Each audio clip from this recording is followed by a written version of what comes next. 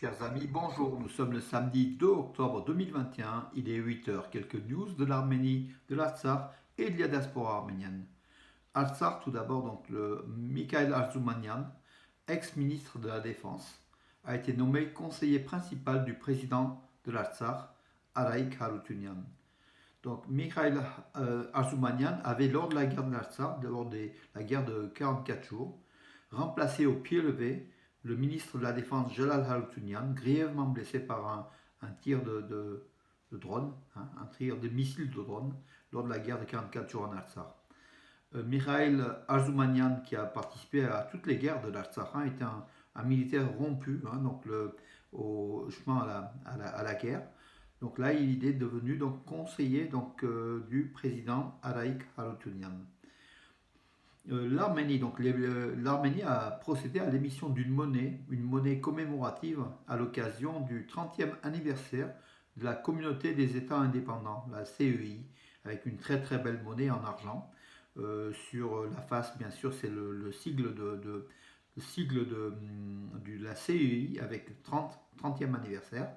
Et sur l'avers, donc de l'autre côté de la pièce, nous voyons donc les feuilles de vigne, une grappe de raisin, donc tout ce qui représente l'Arménie, avec l'écusson en fait, de l'Arménie, en fait, les armoiries de l'Arménie, et une pièce de 1000 drams, c'est en argent.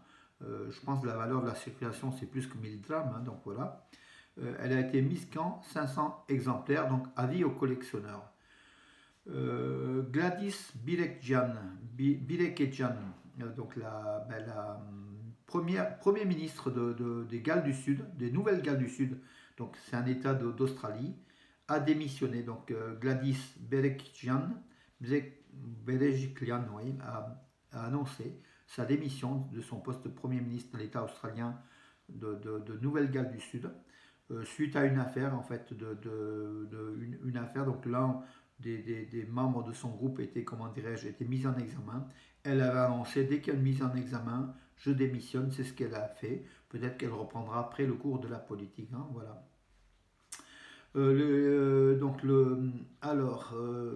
Pardon, je vais vous demander 2 secondes, j'ai perdu le fil, mais ça reviendra. Alors, oui, voilà, Stade Aloyan, l'international arménien de Cadix, donc qui vont jouer contre Valence en 8e journée du championnat d'Espagne, la Liga. Lors de l'interview qui a précédé, donc le point presse qui a précédé donc le match de la Liga, Valastat Aloyan s'est exprimé en arménien, donc il s'exprimait en arménien donc face à cette chaîne de télévision espagnole de Cadix qui rapportait donc en direct, en live, oui. Et voilà Stataloyan qui apprend l'espagnol rapidement. Je pense qu'en plus il a affirmé que son intégration à l'équipe espagnole et puis à l'Espagne s'est faite facilement. Mais les Arméniens, ils ont une faculté d'adaptation très rapide. Voilà. Et puis l'Espagne, c'est un pays quand même qui est méridional, qui est proche aussi de l'esprit arménien. En diaspora arménienne à Marseille, donc lors du match donc vous avez suivi avant-hier, Olympique de Marseille contre Galatasaray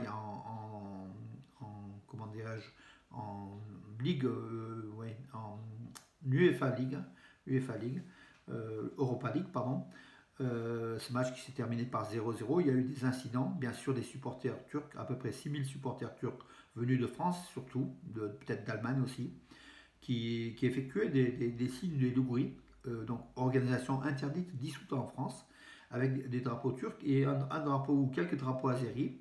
Face à eux, il y avait aussi des drapeaux arméniens au stade Vélodrome, des Arméniens qui manifestaient aussi leur présence à Marseille. Ils sont au nombre de 100 000, donc un dixième de la population. Les Arméniens qui ont aussi donc fièrement arboré le tricolore arménien. Les images ont été reprises sur les réseaux sociaux et puis aussi en Arménie par le FAF, les supporters de l'équipe d'Arménie, qui ont encouragé donc, le drapeau arménien au stade Vélodrome de Marseille face aux Turcs, à des Turcs violents et qui ont semé un peu le désordre donc, au stade Vélodrome, aux autorités françaises éventuellement de voir les caméras et notamment tous ces jeunes Turcs de France ou d'ailleurs qui ont fait le signe des loups gris. Donc c'est une organisation interdite, mais le signe des loups gris, c'est comme le signe nazi. Donc voilà, aux autorités françaises d'être à la hauteur de cela, afin qu'il n'y ait pas d'autres, parce qu'il y aura d'autres incidents de toute façon, mais en prévention de cela. L'Iran a des programmes d'investissement en Arménie, de nombreux programmes d'investissement, selon l'ambassadeur d'Iran en Arménie, qui a rencontré le ministre arménien de la Justice, et s'est félicité de très très bonnes relations entre Téhéran et Erevan. Erevan qui favorise effectivement l'investissement des sociétés donc, iraniennes en Arménie. Ararat Mirzoyan et Sergei Lavrov ont eu une conversation téléphonique hier. Donc Ararat Mirzoyan, le ministre arménien des Affaires étrangères, et son homologue russe, Sergei Lavrov, ont évoqué de nombreux problèmes, dont la situation en Artsakh, la situation aux frontières de l'Arménie, le groupe de Minsk de l'OSCE qui réglera le problème politique du conflit du Haut-Karabakh, la paix, voilà, de nombreux points. Donc les Russes et Arméniens sont d'accord sur de nombreux points d'ailleurs. Le ministre Jakob Kulhanek, donc le chef de la diplomatie de la République tchèque, la République tchèque, oui, s'est rendu au mémorial de Tzanagapert hier, donc au mémorial du génocide arménien. Il a aussi été au musée du génocide arménien, le musée institut, sur l'esplanade de Tzanagapert, donc du mémorial du génocide à Yerevan. Les deux chambres du Parlement tchèque ont reconnu le génocide. Donc voilà, la Tchéquie qui reconnaît aussi donc pleinement le génocide arménien de 1915 réalisé par la Turquie, qui a coûté la vie à près de 2 millions de civils arméniens sujets ottomans. Voilà, civils arméniens, ce n'étaient pas des soldats. Bien sûr, il y a aussi l'élimination des soldats arméniens enrôlés dans l'armée ottomane dès le début de la guerre, mais en 1915. Mais il y a aussi eu plus d'1,5 million de civils arméniens tués, sujets de l'Empire ottoman. Donc l'Ottoman a autogénocidé quelque part. William Stepanian, qui est le fils du héros pilote de guerre, qui est l'aigle de la Baltique, le pilote de l'avion de chasse, donc le Nelson Stepanian.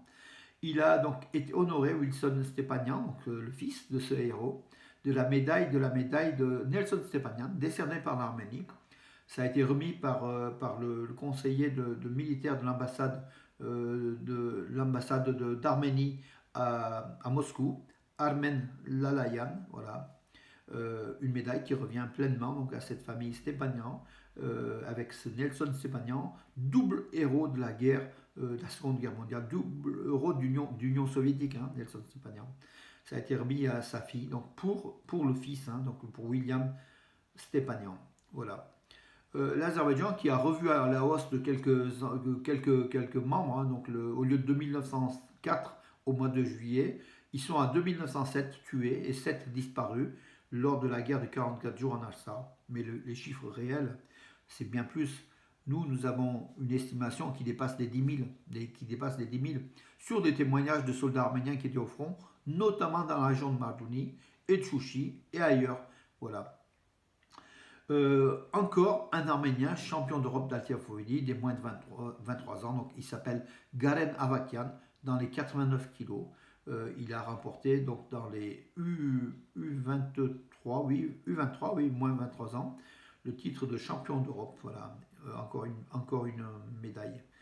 Que dire d'autre? Les chefs de la diplomatie de l'Arménie, de la République tchèque, demandent la libération immédiate des prisonniers de guerre arméniens, donc la Tchéquie, Prague, qui demande la libération immédiate des prisonniers de guerre arméniens, militaires et civils détenus en Azerbaïdjan. Il serait plus de 100 d'après les chiffres du gouvernement arménien. Bien sûr, les États-Unis, la Chambre des représentants a aussi demandé la libération immédiate par l'Azerbaïdjan des prisonniers de guerre détenus arbitrairement en Azerbaïdjan. Bakou ne réagit pas à l'heure actuelle, donc rien ne bouge. Voilà mes amis, j'ai fait le tour de l'actualité, donc je vous donne rendez-vous à demain. Bonne journée de samedi, à demain.